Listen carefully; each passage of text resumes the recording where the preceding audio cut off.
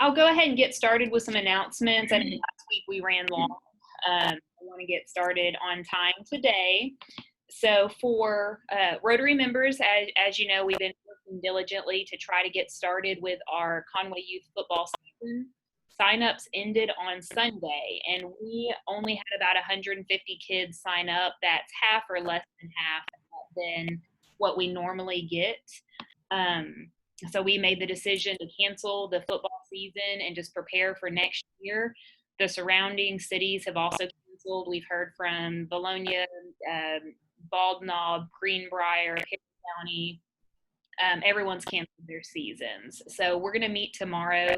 The board is to talk about where to go from here. I know there were some questions regarding would we be willing to do a league to play in a jamboree or to do a 7-on-7 season. And I'll tell you that the football, the people we have it on now, we're concerned about the appearance of having these kids out playing, having contact sports. The numbers just keep going up, and we don't know that is a responsible decision for a Rotary Club to make. So we'll talk about it tomorrow. We'll let you all know once we reach a decision what we want to do. Are there any announcements that we need to know of? Birthdays, anniversaries, any Rotarians in the news? Courtney, I was going to announce that the district governor has a meeting at the end of this month, a Zoom meeting called Room 6170. And so he's invited all the Rotarians in the district to attend. And it should be fun, and it's going to be filled with a lot of folks, we expect. So you might want to go to the district website, 6170, and basically they'll have the instructions there, if I remember right. And I was trying to think what else that Jamie was announcing. When's our meeting with Jamie? Do you know, Courtney? It's not until November, so we have on the schedule for in the fall. Okay. Yeah. All right. Well, good deal. And there's a lot of familiar faces here today. We see those of you who are attending our Zoom meetings are very regular, and you are getting numerous emails about the meetings. I apologize for that. Last week our numbers were low, and I heard after the meeting a lot of people did not get the Zoom link. I think that email spam filters are catching some, or people are not seeing the links when they're sent out. So both Dan and I sent the link separately this week, and then I tried to send text messages to everyone 5 minutes ago, and it looks like a lot of the text messages were routed to email. So I apologize, those of you who are here every week. You're getting duplicate emails, but I'm really trying to catch those members who are not seeing their emails, because then clearly they're upset that they missed the meeting, didn't receive the information. So thank you for your faithfulness to Rotary during this time. I talked with Tony at Hole in the Wall this week to start the plan of trying to get back to in-person meetings. So we are working towards that. We want to do it safely and just keep everyone in our club healthy and in compliance with the governor's recommendation. So if you have any thoughts or suggestions, feel free to reach out to me. We are recording today's meeting. Several requests have come to me from people who can't attend right at noon on Thursdays that they want to be able to go back and watch the meeting later. So I'm recording this, and I'll be able to make that available for Rotarians to watch after today's meeting. Courtney, I have a question. What time is the board meeting tomorrow? It's going to be at 8:30 a.m. and we're going to do it by Zoom. Do you want me to send you the link? Please do. Yes. Absolutely. Okay. And if anyone else wants to attend the board meetings, please let me know. Tomorrow's is going to be 8:30 to 9:30. We'll be talking about whether or not to resume the in-person meetings, how to make the final decision about the football league and any other various business. I just want to tell you, I think that's a wise decision about the football league, just for the kids' sake and the coaches as well. It's a difficult time for everybody, and it's tough, but it's a shame in a lot of ways. But it's also, I think, the wisest choice right now. So many choices available. People are off the wall. Yes. Totally incomplete. I talked to a bunch of football coaches this morning before I got on here, and that are coaching in college, and they've all got different opinions and everything. So it's kind of darned if you do and darned if you don't. But anyhow, okay. I thanks for the information. I'll be glad to be on. Wonderful. Okay, I will go ahead and turn it over to Dan if there's no more questions or announcements. And as always, after we finish our presentation today, please stay online, ask Larry any questions you may have. I'm excited about today's presentation. I think it's going to be fun to see this rehab and everything they're doing with the animals. And Dan, I will go ahead and turn it over to you. Thank you, Courtney. And by the way, Vance, great job on trying to organize this. And I know it was a big disappointment for you that we weren't able to get the kids going. So just thank you so much for all your effort. Larry, I'm going to introduce you, and I'll let you introduce Rodney. But I think several of you already have seen or have known. We had Larry Fliss come and talk to us about, I think it was 2 years ago, about the Master Naturalist. Larry is a retired CPA. He is a member of the Foothills chapter of the Master Naturalist. He's also a past board member on the Arkansas Master Naturalist, and is just a good friend. He and his wife, many of you probably know Jackie Fliss is his wife, and they reside here in Conway, although they have one of their sons. They have two sons. One son is here in Conway, and the other one is in Amsterdam, if I remember right. And so I think they were planning to go to Amsterdam sometime this summer, and I'm afraid COVID interrupted those plans really fast. So now they've kind of changed their goals. One of the goals they mentioned to me back a while ago is they really wanted to go to Florida and swim with the manatees. So it'll be real interesting if he can come back with some videos on that one. So with that, Larry, let me let you take it away. Okay, thanks, Dan. Appreciate the kind introduction. We haven't managed to find those manatees yet, but we did substitute that trip recently. We just got back from about 3 weeks in Colorado, and scenery's great and the weather was fantastic. But in any case, thanks for the introduction. Courtney, thank you for the hosting of the program, and we thank the Rotarians for this opportunity to let you come into the center and see a little bit about what we do.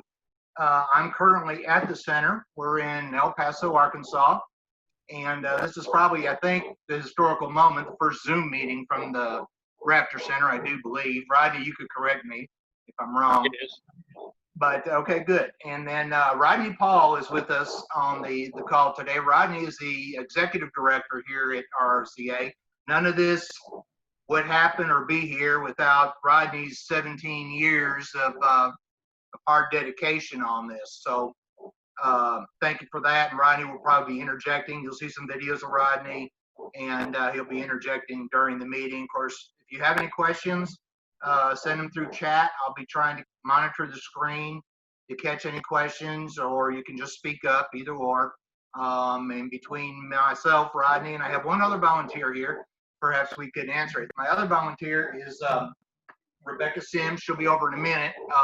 She's handling a bird right now, and I don't know, you might be able to hear it in the background. We have a barred owl here in this particular facility, and it's being quite vocal right now because of the other bird that's in here with it. So if you hear a hooting or who cooks for you in the background, that's the barred owl. But in any case, what I'd like to do at this time is I have a short video of Rodney introducing the center. And bear with me 1 second, and I will share that video with you.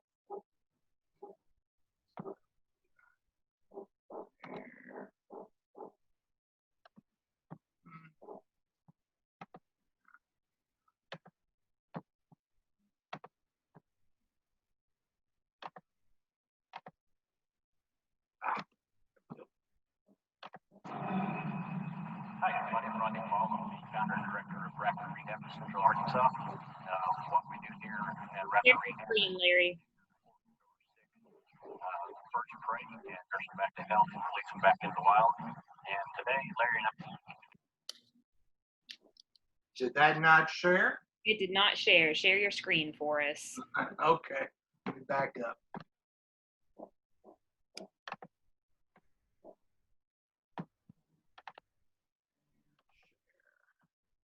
All right, let's try that from the beginning.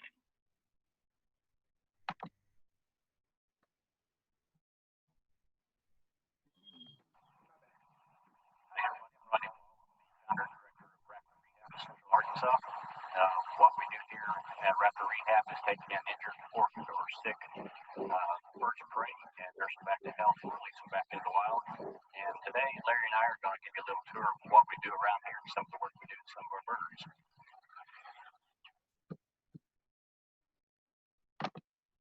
Okay, so there's a brief video, Rodney describing it, and like I said, none of this would have happened. Rodney's been doing this for many years. A lot of people consider him the Eagle Wrangler. And just to give you a picture of what Rodney does at times.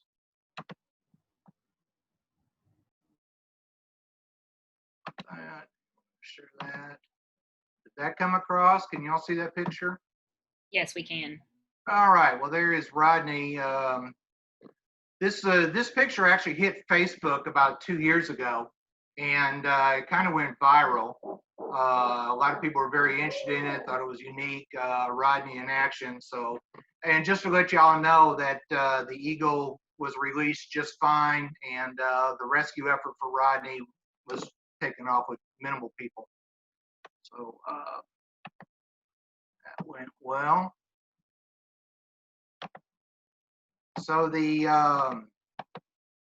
Rodney said in the video, we take in injured birds, rehab them. Our main goal is to release them to the wild. Not all birds quite get there, but we do have a pretty good success rate. I do have another video of Rodney I would like to share where he talks about the rehab of the birds.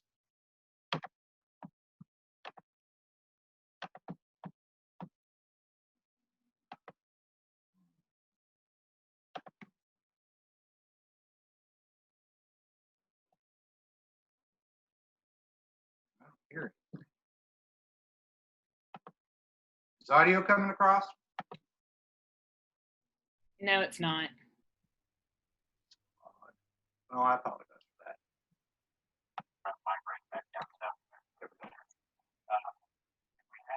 Now it is. That's probably connection. Injuries. We're actually going to put it out into a black cage after recovering overnight from what I think was a collision event yesterday. And we'll go from there. Normally, an average stay, excuse me, average stay at our facility is about 3 months per patient. We have had birds here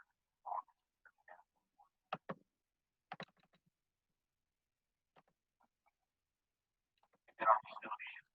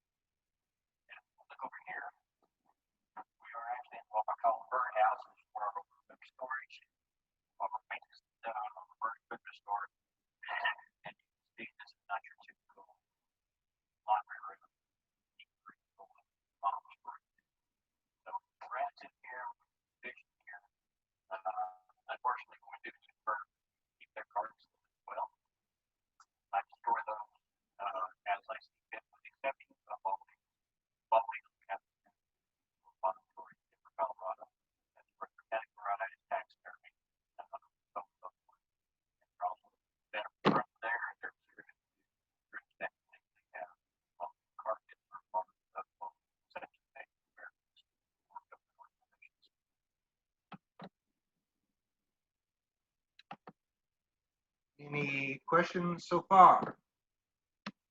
Okay. So we are the largest Raptor Rehab Center in the state. We're one of 2 centers in Arkansas that are licensed to handle bald eagles. We have approximately 6,000 square feet of space on the roof here at the Rehab Center. And we experience about a 50% release rate from the birds we take in. To date, I think we've released, Rodney's about 2,500 birds.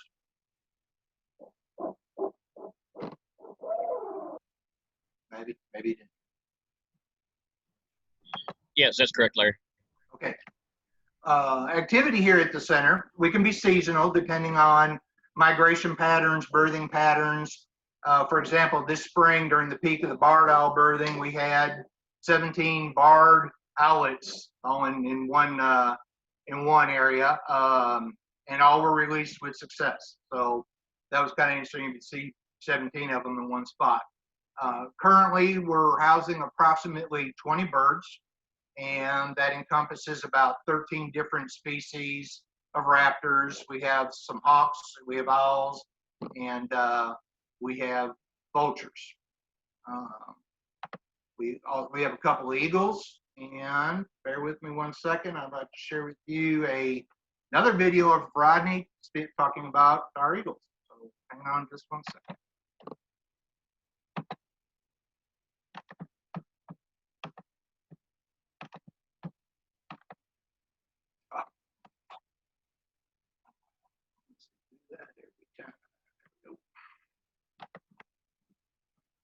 Right now, we're the largest black cat that we have. Black cat that is 100 feet long, 20 feet tall, like 20 feet wide. This particular black cat right here is one like this. Unfortunately, right now, we do have 2 bald eagles that are not releasable. Also have wing tip injuries and both wing tips that we have to do. However, there is going to be a policy outcome for these birds. Had one for 4 years, they all equal their 5 a dozen when it comes to non-releasable. Your wife that can't have one, such as you have like. However, for one like last week, found out the American Eagle Foundation now is fortunate.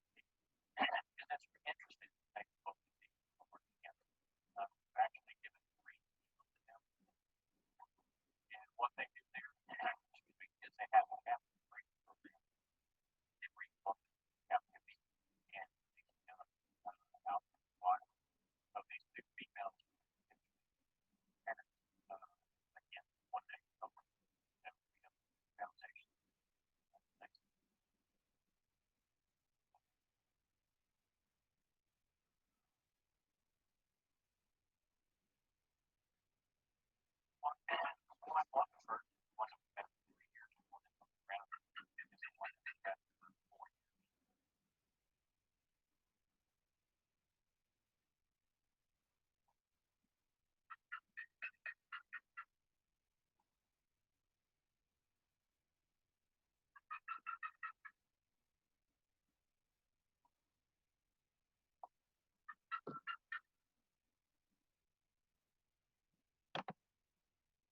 I apologize for that, the audio on those. We had to shoot those outside, and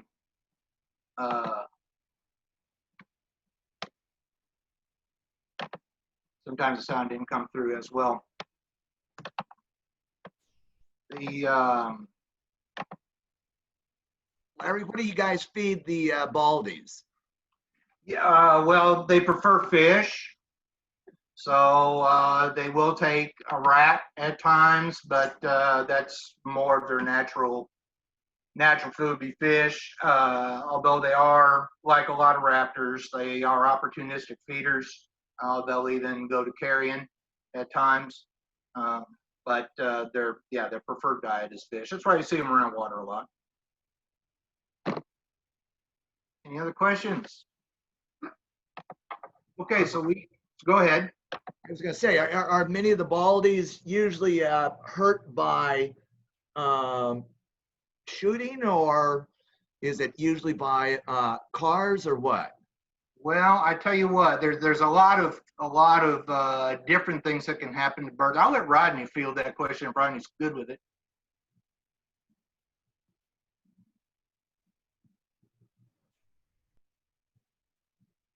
Unmute, Rodney. There you go. Okay, everybody hear me now? Yeah. Yes. Okay, we get a mixture of injuries. A lot of our Eagles intakes, matter of fact, a lot of our Raptor intakes have been struck by cars. On occasion, we haven't had a bald eagle shot in a few years. On occasion, we'll get a bird that's been shot. Another thing is a real problem with bald eagles is lead poisoning. And a lot of people think that they get lead poisoning if they get shot. Well, they don't get lead poisoning from having lead in their body from getting shot. They actually get it from ingesting some sort of dead carcass that's been shot, a dead deer, wild hog, whatever, and actually ingesting the lead. So we do see a fair amount of lead poisoning each year. It's really sad to watch too. I was gonna ask what the recovery rate on baldies is when you get them. In the last 10 or 12 years, we've had one bald eagle out of probably 15 that we brought back. Normally, by the time that the bald eagle is discovered, the poisoning is too far advanced for us to bring it back. And ironically enough, the same treatment we give the bald eagles that have been lead poisoned is the same treatment you give humans. It's calcium EDTA. It's injected into the body. The lead is actually attracted to that medication and is disposed of through their mutes or their poop. All right. So besides the rehab birds, we also have education birds here at the center. We use those. Those are what you see when we're at shows. What I'd like to do now is Rebecca Sims is here with one of our education birds. So I'll let her have the screen and tell you a little bit about the birds she has at the present moment. Hi. I am going to be bringing you two of my favorite friends that we have here. This, let me see if I can turn him a little bit. This here is our peregrine falcon, Shaheen. And the reason I particularly like to share the peregrine falcon is because they are the most actually widespread falcon across the world. These guys in North America can be found all over. He's shaking a little bit. If you have a high def computer with camera, you can see him shake. He's a little anxious. But these guys can actually be found all the way from up in the Arctic down to the tropics. And therefore, I like you all to know about him because you can see him in your backyard if you have a keen eye. If you are looking for him, you will notice that they're about the size of a crow, if you will. And the top of their feathers, let me turn them around very carefully. They're like a dark blue or slate, if you will, grayish blue to a slate, some might call it. But more importantly will be if you're looking at them with binoculars and they're flying or on a tall pole, they have barred feathers underneath. But depending on how high they are, it might actually kind of look white. But their barred feathers are very, very pretty if you can see them in person. And their stealth-like head is something to look for as well. They're very stealth-like because this is actually the fastest animal in the world. Each bird on average can go up to about 200 miles an hour. However, what I find interesting enough is that the fastest on record was found at 242 miles an hour one time. So they can get it. They are the only bird. Now this is fun to watch. A little bit fun to watch. A little heartbreaking as well. They're the only bird that will also catch their prey in the air while flying, which is why they go so fast. So they will eat other small to medium-sized birds, but if they need to, they will also go for small mammals, lizards. But you know how sometimes if you're watching, you'll see a lot of hummingbirds, mockingbirds chasing away, flying at crows. Well, it's kind of like that. You'll look and you'll see the peregrine chasing a smaller bird. And all of a sudden, if you'll notice, if you're watching, that smaller bird will just disappear. And that's because Shaheen, too, will catch it midair. So when we feed this guy, often I'll toss him his food and he'll catch it in the air, like playing catch. It's really interesting. As far as maybe sexing, if you're interested, like many raptors, there are differences between the males and females. However, though, really hard to tell. The best way to tell the difference is the female's typically bigger than the male.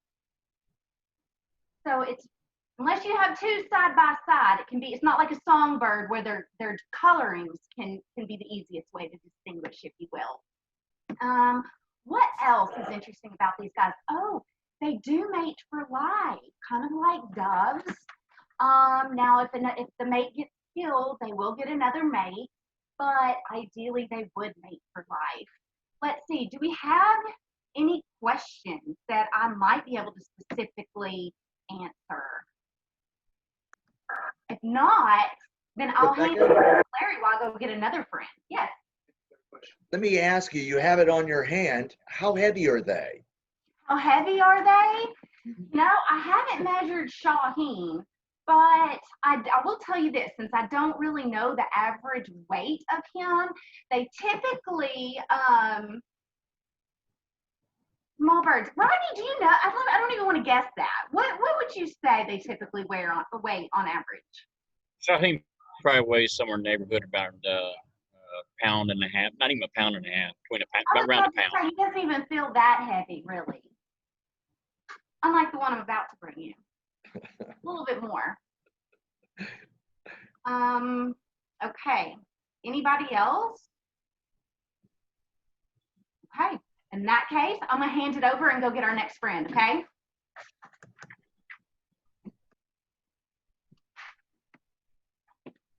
One of the more interesting facts about the Rehab Center I forgot to mention earlier is that we actually have one of the fastest animals on earth, that being the peregrine falcon, and one of the slowest. And I won't say who that is, but a lot of times Barry. people look at me. Yeah, that's somebody guessed it. Yeah. Any case, thank you, Rebecca, for that. She's going to go grab another bird right quick. A lot of times we get questions regarding bird identification. People are seeing birds and they say, hey, I see this thing on my backyard and it looks kind of like this, kind of like this. And the one I'm getting the most recently is people are seeing Mississippi kites, and Rodney mentioned them earlier in the program. They do migrate up here this time of year, and they're all over the place right now. So if you give me a second, I will share the screen of what a Mississippi kite looks like. Can everybody see that? This is probably the image on the right is probably the most common because you see them flying above, soaring. They're hunting squirrels. A lot of times it will take smaller birds, but I think squirrels is something after I saw one with a snake the other day. So a lot of people are seeing those right now, not to be confused with some of the other raptors that we have around. Any questions so far? Okay. Larry, can I throw something in about the kites real quick? Please do.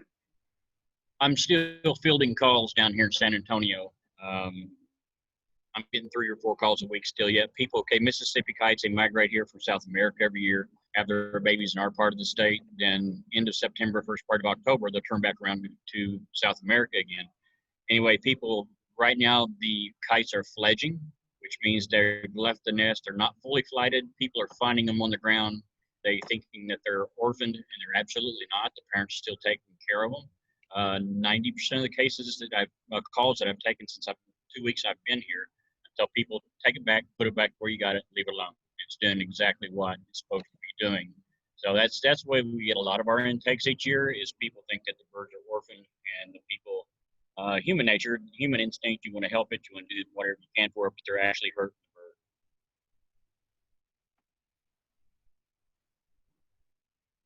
Ledford, good to see you.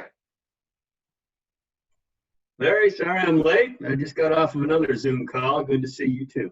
Oh, so you're a Zoom meister these days, are you? I'm afraid so. I'm afraid so. And Lisa, how are you? I can't see you, but I know you're there. She can't hear me. Okay. Rebecca's coming with the other bird, and not sure what she's going to bring us. Any other questions on the center or anything we might do here? If you don't ask a question, I'll have to show you another video, and we all know how that goes. Something Okay. I'd like to throw out. Can I throw something out there real quick, Larry? Absolutely. For everybody not familiar with us, since you haven't been to our facility, obviously I'm in San Antonio. Larry, Becca, and we have about 10 volunteers right now that are keeping the place running while I'm gone. A year and a half ago, I came down for San Antonio for 3 months. I ended up staying for 5. I have absolutely nothing to worry about while I'm down here as far as the center goes. I absolutely could not do this without their help. So I really, really appreciate these people very, very much. Kind words, my friend. Okay, so I will share another video. No, I won't. Here she comes. She's more interesting than the video anyway. Hang on 1 second. Here's Rebecca again.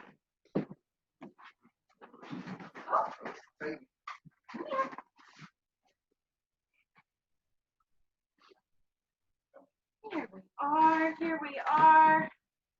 All right, my next personal favorite, Harris Hawk. Now, the reason these guys are so cool is because, again, something you can easily see here in the States, but not only are they here in the States, but they're also in Europe and Asia. A little bit heavier, I'm not gonna lie. You can't really see, but I'm propping my arm up so you can see them. But when you identify these guys, let me start there so you know what to look for. From the sky, you are going to be seeing a reddish brown, really dark kind of reddish brown. But what's hard to see, let me raise him up so you can see his tail. Okay, so if I can turn him, you see white, the opposite of an Oreo, if you will, white, and then a bar of brown, and then a white tip. That's going to be your telltale sign of what to look for in these guys. Now, these guys, if he were to raise his wings, which he's probably not going to do, he has a little bit of barring, kind of like Shaheen did under his wing. But that's actually quite hard to see unless you're really close. But one of the things that makes these guys so cool is they're very intelligent, very easy to train. So they're often used for animal abatement, for like pigeons and things like that on buildings. But they hunt in pairs. Well, I shouldn't say pairs, groups, really 2 to 7. In fact, they're the only hawk that does that. So this bird really has figured it out that it's more efficient to hunt in groups. And about 10% success rate will increase when the Harris hawk, for each individual, let me put it like this, for each individual hawk in that group, it increases the success rate by 10% of catching prey, and then they actually share that prey. One of the other things that is really quite not understood, is that in an adult nest, this is interesting, if anyone can figure this out, let us know. There's typically more than one adult. In fact, it's pretty common to have 2 males and 1 female, and no one has figured out why. Some speculation is that the youngsters can stick around 3 years on average to help raise the next brood coming up, but they've never really been able to identify why for certain. Let's see, these guys also eat pretty much anything under 2 pounds. They can go over, but it's typically going to be your small animals, lizards, or large insects if they're able to catch it. And when you watch them, I'm going to backtrack for a hot second. When you watch them hunt, if you're lucky enough to get to do so, it's really interesting because they'll hop on the ground. They get really excited, and usually one bird will scare the prey out of the bush or wherever that prey is, and then the other birds will hang back and reach down and grab it. And then they're let me see if you can see this. You see how large his feet is and those talons? Whenever they get excited and they actually grip on to the prey, it's like a ratchet, and they can't let go until they kind of calm down, and then they're able to release their feet. So sometimes you might see this bird on the ground with no prey in its feet at all, and it might be because they missed, but they kind of have to calm down, and then they're able to release and try again. Really interesting to watch. Any questions? Anything that I can maybe answer that you might wonder about this bird?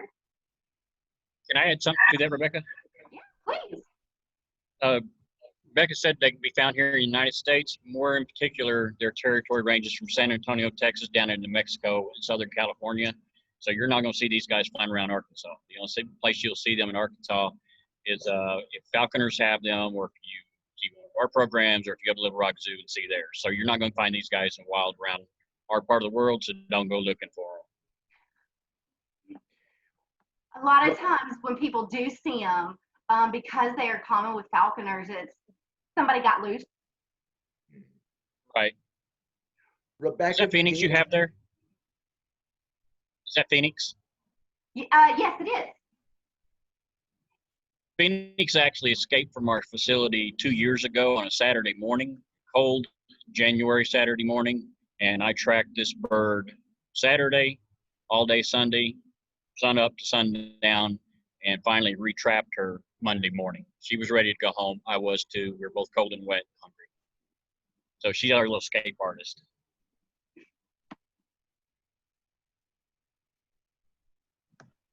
Rodney, I was going to ask you. You might want to talk a little bit about, why these birds are here, as to how opposed to why aren't they released? Oh, sure. Yeah, very good. Phoenix is our old lady. She's 25 years old right now. I've had her for almost 15 years. Phoenix is a retired falconry bird.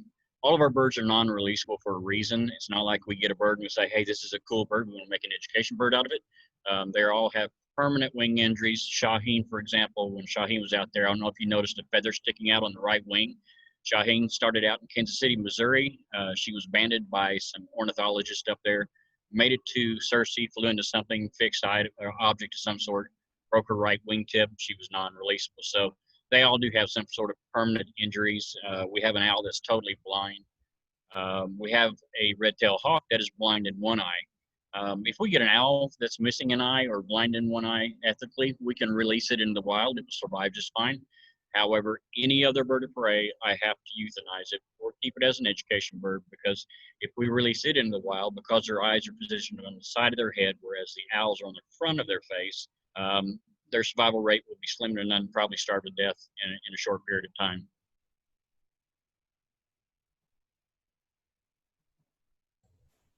How'd you track that? What'd you say, a Harris hawk? How'd you track? A trapper? No, how did you track it when it got out? Oh, on foot. As a way, she flew about 5 miles, actually about 2 miles down the road, but in that 2 miles, she flew about 15 miles back and forth through the pastures, through the trees. I actually got chased by a herd of cattle. It wasn't a fun weekend. So we did not have any kind of radio transmitters or anything like that on her. It was visual. It was all visual. She would fly from tree to tree. And my biggest concern with her was she still had her anklets and her jesses on. If Becca can show you what that is, you'll understand what that's, the leather around the ankles and everything. So my major concern was her getting caught in a tree branch and getting tangled up with her equipment still on. But anyway, I borrowed a trap from a falconer friend of mine, put a live hamster in it, and within just a few minutes, I had her caught. She actually originated in the far western side of Tennessee. She was used for falconry for 3 years. She had to have a toe amputated for whatever reason. She has another toe on her left foot that she cannot bend. And so the guy that owned her actually used her for a breeding program for 8 years. Then after the 8 years is up, he decided to retire from birds and donated her to us. Falconers can obviously buy these legally. I don't have a falconry permit. The only way we could get a Harris's hawk was to have one donated to us, like Phoenix here.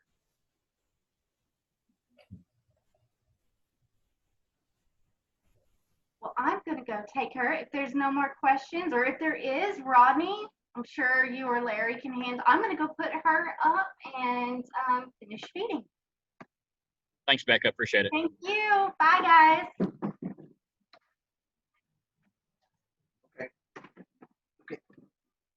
Thank you, Becca. Okay, well, that's going to be, I think we're pretty close to our time allotment, so I'm going to wrap it up here. You can find us at www.rca/raptors.com, or we're on Facebook at Raptor Rehab Center of Arkansas. So any last minute questions or anything? Okay, folks, thank you very much. Appreciate you very much. Thank you, Larry, for your Thanks, presentation. Larry, thank y'all. All right, Rotarians, before we wrap up today, does anyone have any further questions, concerns, announcements? If you were late signing on, I announced we'll have our board meeting tomorrow. If you'd like to attend the board meeting, just let me know and I can send you the link to that. Courtney, I was going to mention that, I'm sure all the Rotarians probably saw this in an email, but the Rotary International Board has expanded those areas of focus that you can basically ask for grants on. It often includes maternal health. It includes peace. There's various other elements that if you request like a district grant or even a large grant, you have to basically fit it within those areas of focus. And then for this next year, not this year, but next year, they added the environment as a focus. So that's something in the future that we are expanded some of our grant capabilities that we can do. Great. If any of you talk to any fellow Rotarians who aren't getting emails, please let me know. I know someone reached out to Dan last week that hasn't been getting the emails. So just let me know if you hear of anyone that needs me to send out the meeting link personally. And otherwise, I look forward to seeing everyone next week. Thank you. Thank you. Thank you. Thank you.